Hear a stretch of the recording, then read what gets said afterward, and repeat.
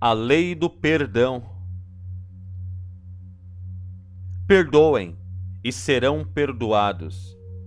Lucas, capítulo 6, versículo 37. Existem coisas cruciais na vida que exigem grandes qualidades humanas. Nosso medo atual é que o homem não seja grande o suficiente para atender às demandas do dia. A falta de equipamentos de grande porte é um perigo real em todos os momentos. É aqui e agora que o mundo precisa da ajuda de um mestre como Jesus, o Cristo. Jesus ensinou grandeza de caráter a seus seguidores, com tamanha grandeza em si mesmo. Ele era mais que um pregador, ele era um professor supremo. Ele não apenas apontou o caminho, mas seguiu em frente e mostrou o caminho. Nas horas de grande estresse, mostrou-se mais poderoso que Pilatos, o governador de toda a Judéia, ou Caifás, o sumo sacerdote e chefe do templo, ou qualquer um dos escribas e os fariseus acusadores.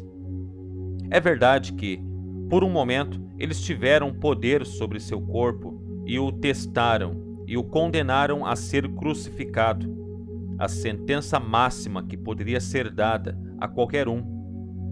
Eles o arrastaram pelas ruas amarrado como prisioneiro, pregaram-no numa cruz na colina do Calvário.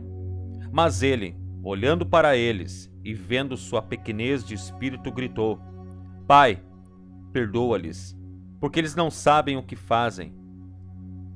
Um homem que é grande o suficiente para perdoar é sempre maior que o perdoado. Ele é superior, ele é maior que seu adversário. Pedro, o discípulo, ficou bastante perplexo uma vez enquanto ouvia uma das muitas lições do mestre. Ele levantou a questão que é a base desta lição. Voltando-se para Jesus, ele perguntou: Senhor, quantas vezes meu irmão pecará contra mim e eu o perdoarei? Até 7 vezes? Agora, esse foi um gesto generoso da parte de Pedro, pois a lei judaica que ele havia conhecido permitia que um homem fosse perdoado 3 vezes. Isso era mais que o dobro da graça que a lei permitia. Por isso, Pedro deve ter sentido que o Senhor ficaria satisfeito com sua extensão do perdão. Mas ele se viu mais perplexo quando Jesus respondeu: Eu não te digo até 7 vezes, mas até 70 vezes 7. Tal período seria indefinidamente. Então, por essa resposta, não há limites ou restrições para as graças do Espírito. A qualidade do perdão deve ser tão ilimitada quanto a fé, a esperança e o amor. Os ensinamentos de Jesus em referência ao poder do homem para perdoar pecados são, creio eu, entre os menos compreendidos de todos os mandamentos. Como regra, existe uma separação entre o pecado e seus muitos efeitos. Quando um homem peca, fomos ensinados a pensar que isso era um trabalho para o ministro, e por isso ele é chamado para orar pelo pecador.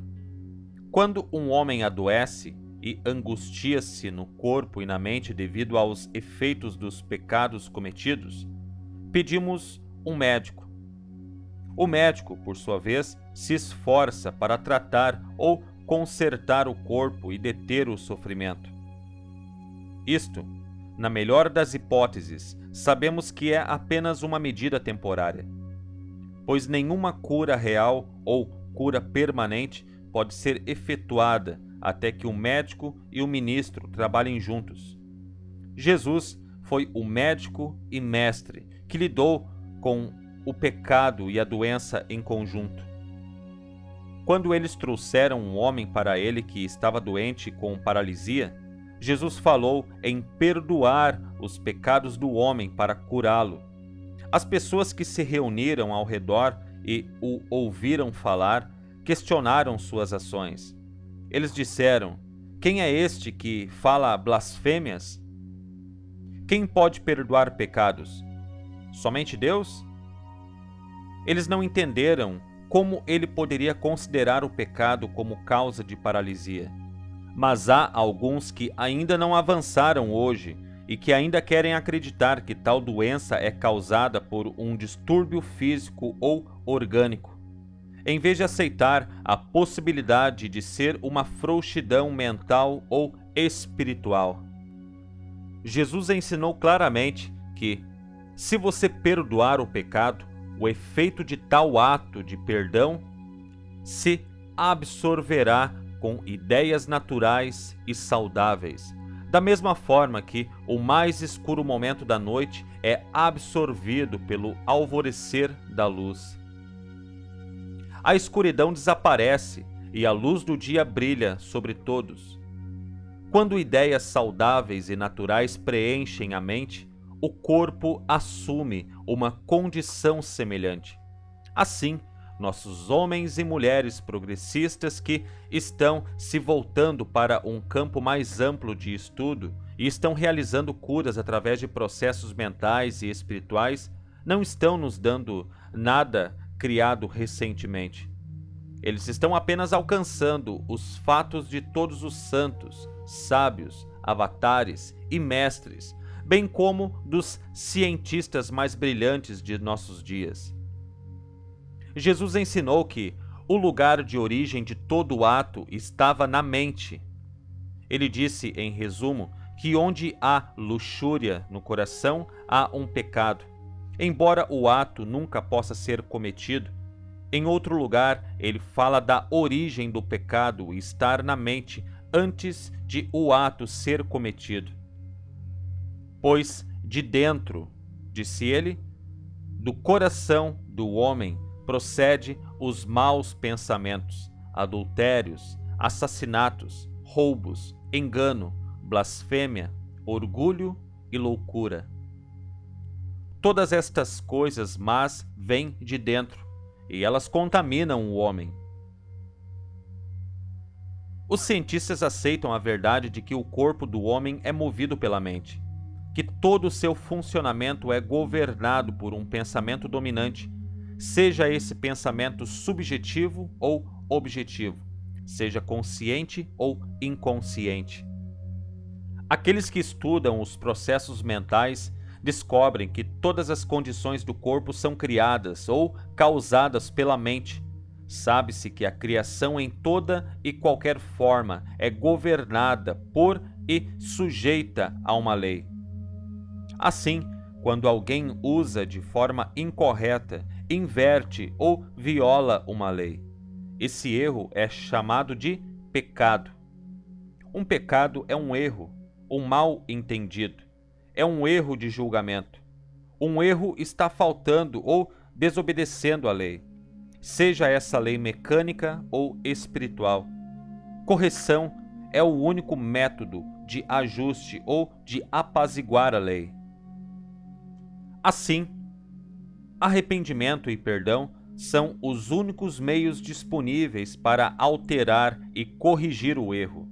Eles são o único meio de libertar o homem de sofrer as consequências dolorosas de um erro. Eles são o único meio que lhe permitirá estar em harmonia ou em harmonia com a lei. Perdão do pecado significa que devemos perdoar, abandonar e esquecer esse pensamento, pessoa ou condição que motivou o pecado. Significa abandonar ou deixar ir aquilo que você não deve fazer.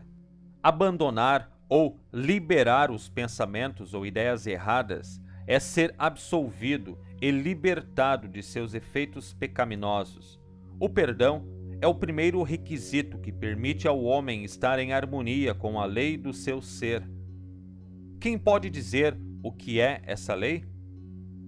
Podemos perguntar: qualquer um que estuda o homem como um ser mental e físico pode conhecer a lei. Se ele tentasse aprender a lei estudando as ações físicas e os resultados do pecado sozinho, isso levaria a lugar nenhum. Ele estaria correndo em círculos, e isso seria inútil e fútil.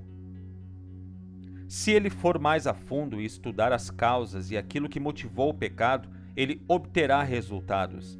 Ele deve analisar o caso e procurar por algum choque ou condição oculta e esquecida que teria causado a doença.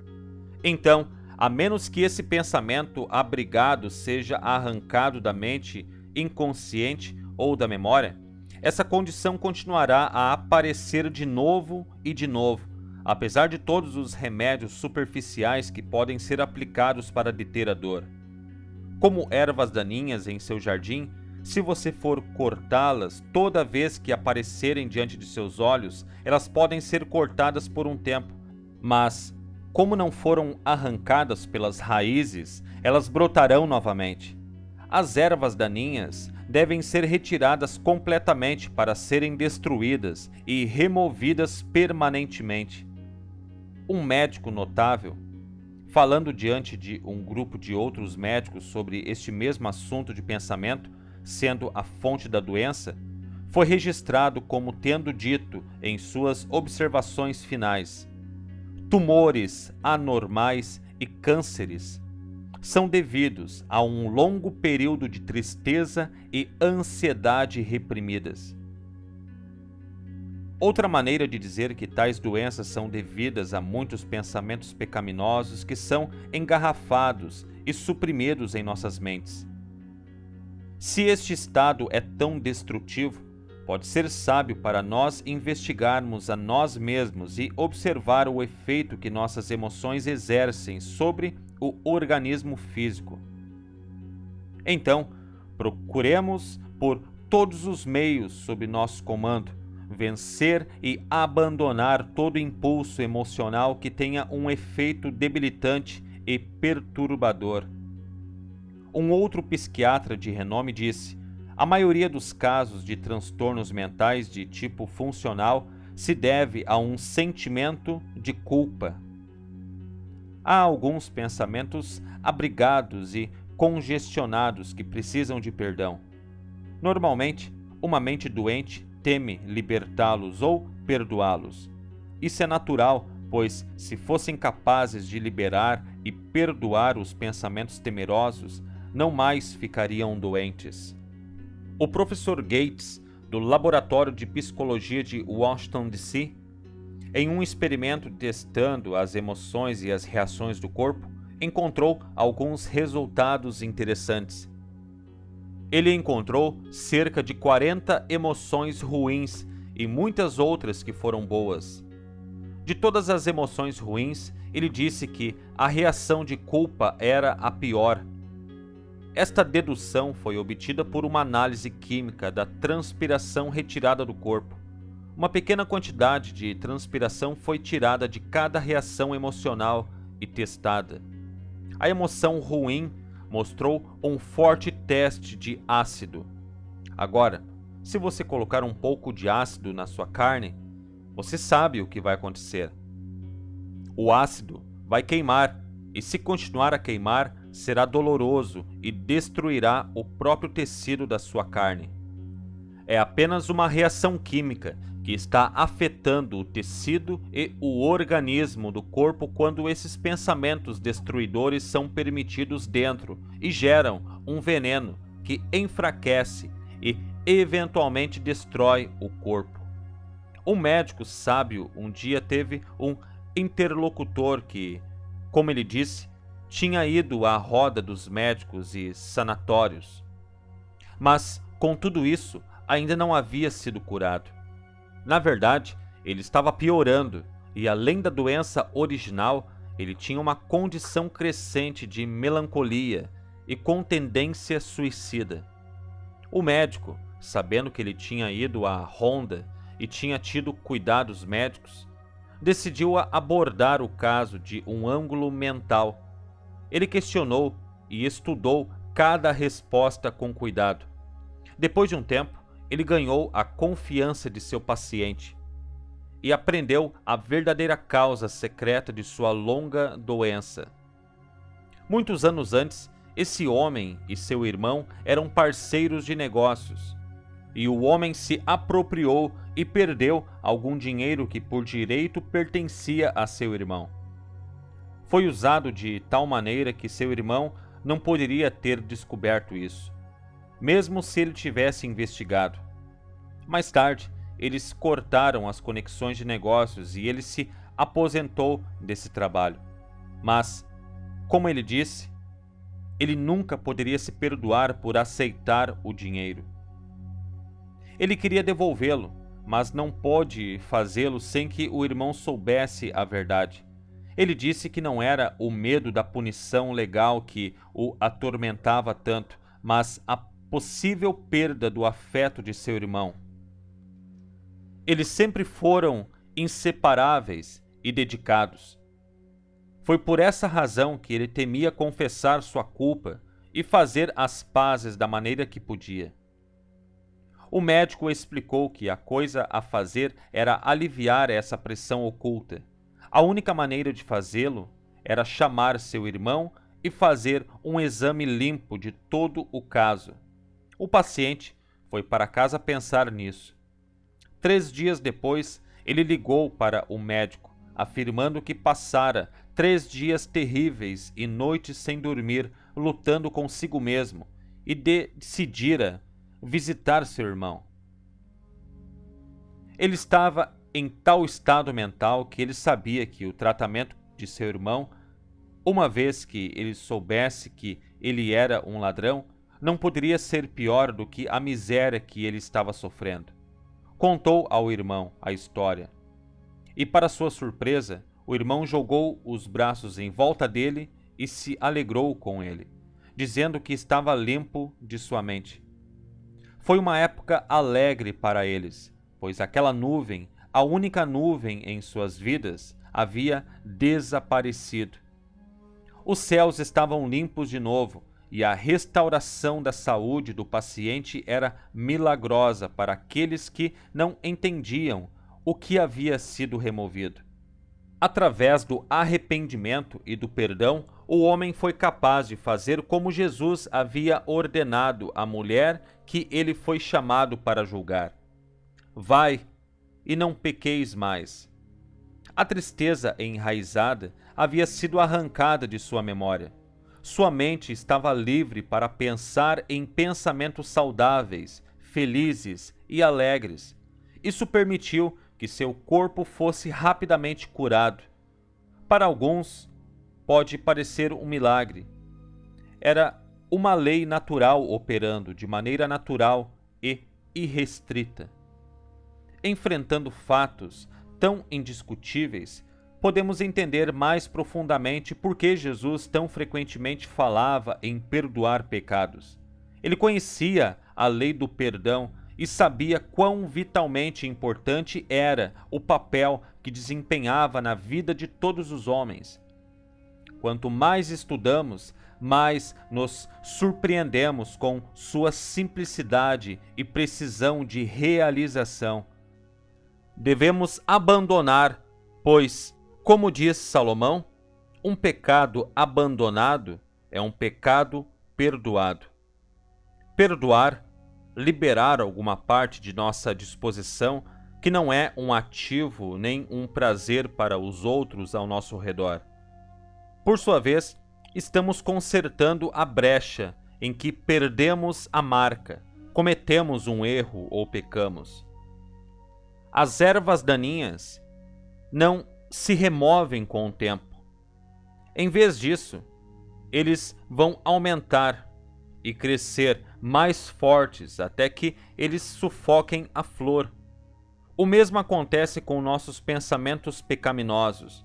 Nosso jardim de nossa memória, eles devem ser arrancados, expulsos e destruídos, para que apenas flores de pensamentos saudáveis e felizes possam crescer. Um homem pode ter o hábito de beber em excesso, e não é apenas infeliz dentro de si, mas causa muita infelicidade em sua casa.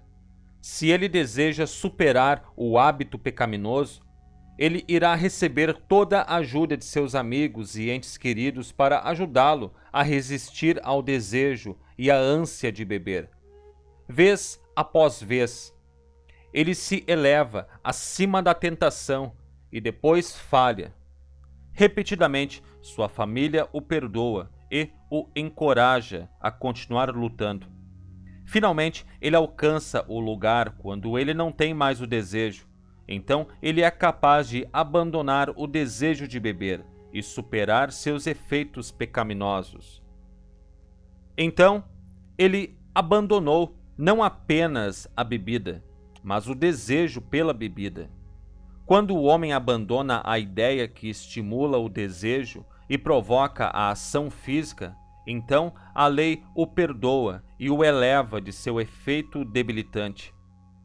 Um pecado abandonado é um pecado perdoado quando o pensamento ou ideia que motivou o pecado é corrigido. Tiago explica a verdade claramente ao dizer: cada um, porém, é tentado pelo próprio mau desejo, sendo por esse iludido e arrastado. Em seguida, esse desejo, tendo concebido, faz nascer o pecado ou o erro. Simplificando, significa que todo homem, quando concebe uma ideia que é errada, destrutiva ou má, e dá morada para essa ideia, eventualmente faz com que ela se torne um fato. Quando ele deseja superar uma condição pecaminosa, ele não perde tempo lutando com o fato, mas corrige, esquece, perdoa a ideia que o iniciou. Esta é a erva daninha no jardim que deve ser arrancada. O topo, galhos, caule, raiz e tudo para ser completamente descartado.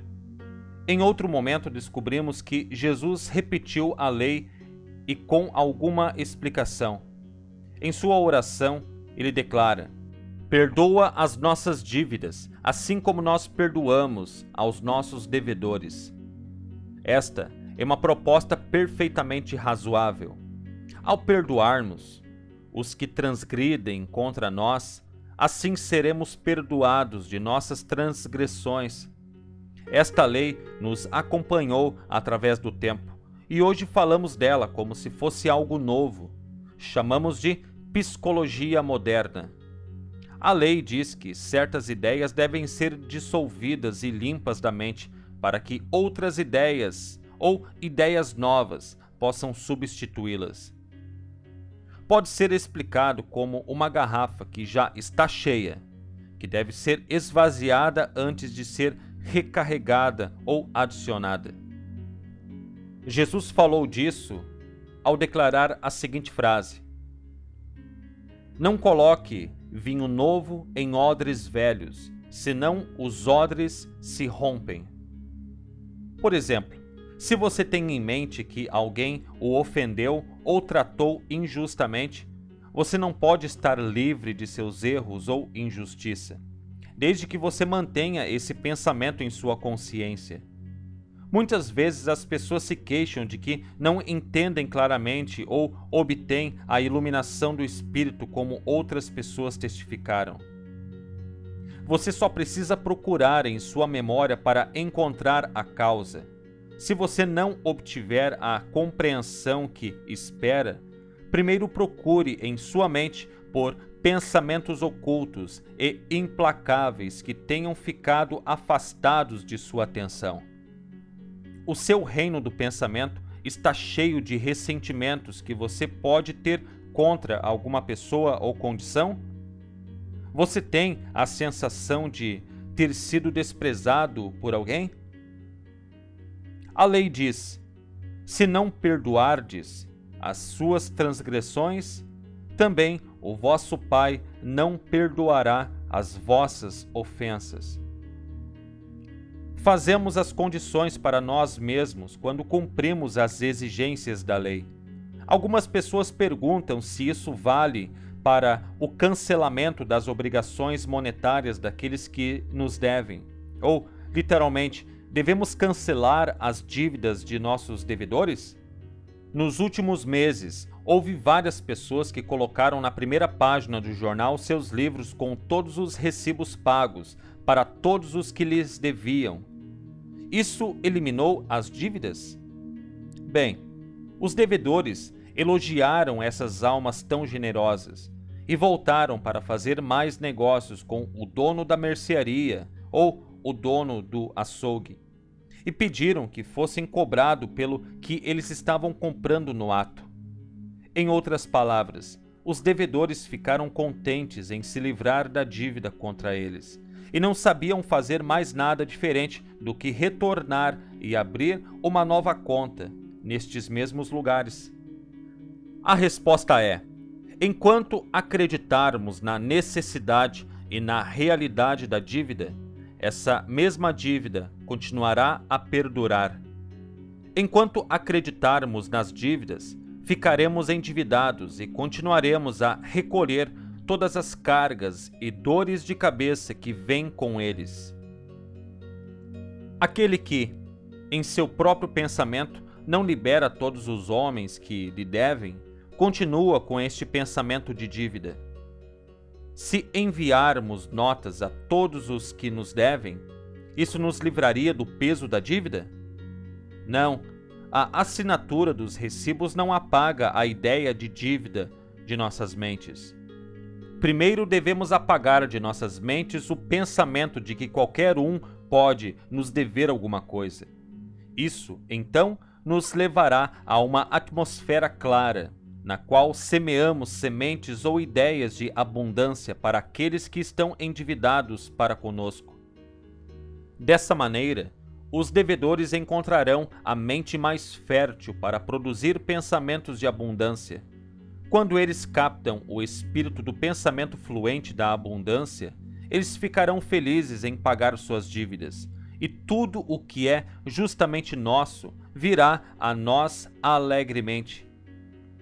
Em outras palavras, quando libertarmos nossas mentes de todos os pensamentos de dívidas e tentamos perceber mais e mais a presença de abundância, em breve seremos fortes o suficiente para alcançar e realizar abundância para nossos devedores.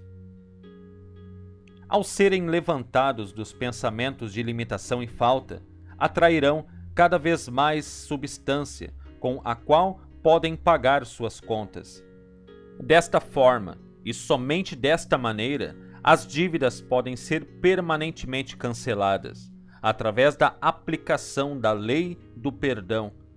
Ambas as partes envolvidas serão elevadas de uma consciência de dívida limitada para uma consciência de prosperidade e abundância ilimitada. Todos devem, em algum momento, trilhar o caminho do perdão. Nós devemos aprender a viver esta lei. Deve ser importante, pois o Mestre ensinou que não havia esperança de perdão para o implacável. Apenas como nós perdoamos, somos perdoados. Temos que fazer o primeiro esforço. Nossa disposição deve abrir o caminho para o nosso perdão. Não nos atrevemos a pedir mais da lei do que podemos nos estender a nós mesmos ou aos nossos irmãos. A menos que provemos esta lei vivendo-a, não podemos esperar ganhar a grandeza de caráter que a vida requer. Enquanto refletimos sobre todo esse pensamento, podemos nos perguntar se o Mestre estava ansioso pela parte essencial que o perdão deve desempenhar na ordem dos eventos mundiais hoje em dia. A verdade corre profundamente na vida cotidiana. Quando nos lembramos das rivalidades que prevalecem em quase todas as lojas e escritórios, quando vemos os ciúmes que dividem a vizinhança, quando observamos e sentimos a inveja ao mesmo tempo educacional e profissional, quando temos conflitos e discórdias em nossas próprias casas, se não podemos perdoar, podemos saber que temos uma pequena parte da alma intocada pelos ensinamentos do Mestre. Estes são nossos testes diários, pois é na escola do perdão que as lições da vida são aprendidas. Perdoar. Esse pequeno delito de ontem, por que deveria estragar o hoje? A coisa que ele disse, a coisa que você fez, já passou há muito tempo, pois ontem foi apenas um julgamento. Hoje você terá sucesso. E dos erros de ontem virá algum ato nobre. Perdoe sua negligência. Não condene o passado, pois se foi com seus erros e suas memórias não podem durar. Esqueça os fracassos e os erros de tal experiência, porque você deveria deixar sua cabeça curvada. Levante o seu coração e os seus olhos